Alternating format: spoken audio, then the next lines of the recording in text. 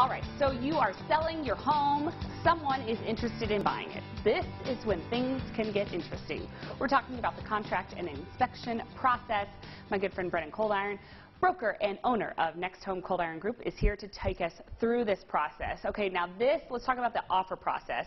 This is when you really need a great real estate agent on your side, taking you through the whole kind of offer contract negotiation situation, right? There are so many aspects to the contract. I mean, we can't fill out very much. We only have limited blanks, but the limited blanks that we are allowed to fill out are very intense. So you have to know what you're signing. Okay, so offers, first of all, need to be presented in a timely manner, and they should have these specific items, things like price and financing type, right? Take us through those things. Correct. Your price is going to be what's on page 1, and then the financing part, it depends on what type of financing they're using, whether it be FHA, VA, USDA. All of that is very important if you have any chipping paint, any issues that could come up during the appraisal process. Interesting. Okay. You've got to have a title commitment. What does that mean? That just shows that the title is good from the day the buyer purchases it backwards. It actually goes backwards. It's like an insurance policy on the previous owners of the property to make sure there's no liens or debts that weren't taken care of. Got it. Okay. Survey?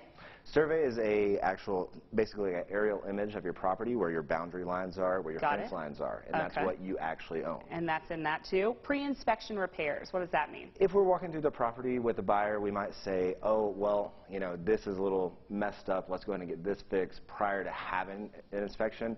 It's not very common for us to do pre-inspection repairs, but it does come up. Okay. You need to have a closing date and a possession date. Those are two different things? Two different dates. Okay. Sometimes, you know, you want to close this date, but the buyer has to move in by this date because they're selling a house.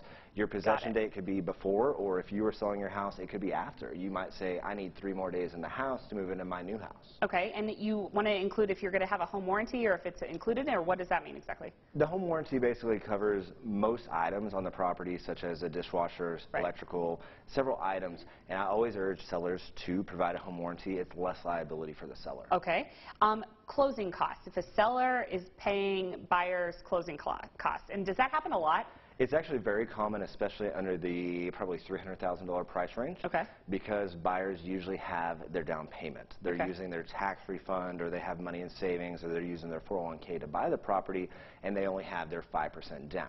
Okay, and then there's an option period as well. What does that mean? The option period is when the buyer has the unrestricted right to terminate the property during a given amount of days for a certain amount of money. So traditionally, it's a $100 option period for a 12-day option period.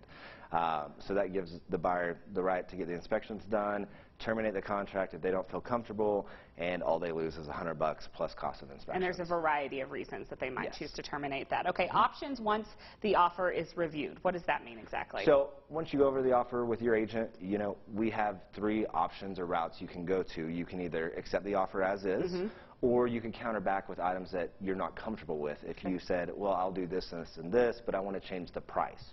Or if you're just really unsatisfied with or dissatisfied with the offer completely, you can actually submit a letter saying you can submit a new offer at these terms that would be more favorable to me, the seller. Okay. Very uncommon, but it does happen. Okay. When lowball offers come into play. Right. Okay. And that happens a lot, I would assume. Not really a ton. Okay. But it also depends on the agent helping write the offer. Like, this is the drama of real estate that I'm always very interested in, right? This whole process, because you can't just call them and say, what will you take, right? You have to really... No, we have to do it in writing. I mean, verbal contracts are acceptable in Texas, but everything is in writing. Okay. Either the listing or the selling agent is going to get the contract and the earnest money to the title company, and that is when your contract, when you're officially under contract, Under contract. Okay. And then you'll start your option period if there is one. Okay, so let's talk about that inspection and option period. What does that look like? It kind of varies for everybody, I would think. It varies contract to contract. It could be a 10-day option. Some cash buyers might say, I don't want an option, but I want to pay a less price. There's a lot of variables, and that's just a negotiation tactic between the 2 parties. Okay, and then in an inspection, what kind of things are inspectors looking for in a home? Different stuff. Broken windows, chipping paint, faulty electrical, faulty HVAC, the bigger items. They thoroughly inspect the whole property, but those are the items that are usually the biggest issue, especially the roof. Okay, yes, that is a big issue. Now, if repairs are requested, you got to make sure that the repairs are made and everything like that before you're They have to be done before closing, Okay. and they also have to be done by a licensed individual if there is a license required, i.e. electrician, HVAC. Okay. Roofer, they have to be a tradesman of that roofing. Okay. So you, the seller, couldn't say, hey, I'm going to try to Right. do this electrical repair. It has to be done Yeah, professionally. and if you don't have a receipt, then they can come back and sue you up to four years. Oh my goodness. Okay, so does that impact the appraisal of the home after if you make these repairs and then it Certain changes repairs might be required by an appraisal, and those need to be done prior to the appraisal. Okay. The title company then, after all of this is done, has to cure any issues on the title, right? So what does that mean? Correct. Let's say, you had a seller and they're getting a divorce and they have the divorce. We need the divorce decree to make sure that they are no longer in title, or if there was a death in the family. Those are the biggest issues we see. Or a lien if you didn't pay somebody and they file a lien against the house. Yeah, okay.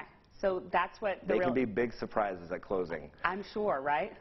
You might have to bring money to closing and still get money back if you have a lien out there for child support or a mechanic's lien for repairs. Interesting. Really interesting stuff. Okay, so that's pretty much the end of that. And next week, what are we talking? We're going to talk about the closing process, and that's going to be how to sell your house in 4 weeks. I love it. It's easy peasy, right? Next Home Cold Iron Group, if you have any questions, give them a shout.